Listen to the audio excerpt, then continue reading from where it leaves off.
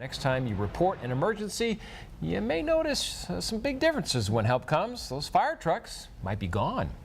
Good evening. Thanks for being with us tonight. I'm Dan Kleckner. I'm Stephanie Vigil. Today was the first day the Alternative Response Unit responded to calls. Now, the ARU is a new unit here in Spokane. They rush to emergencies like medical calls, which typically don't require an entire fire truck to be present. Well, the city says it will save you money, but what about safety? KHQ local news reporter Alex Rozier is live with more information. Alex.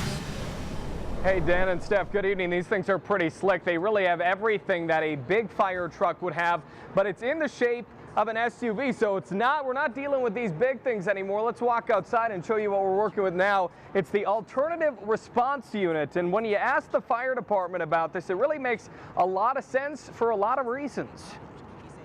We've heard this for years.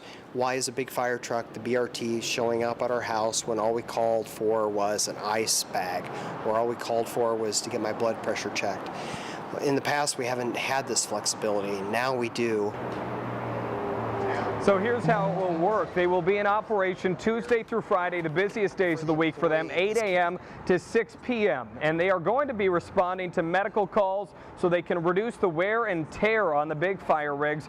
The SUVs actually have a tracking device to ensure that the closest vehicle to any incident will be the one that responds. And there are emergency workers that are solely dedicated to making sure that people respond to these medical calls fast.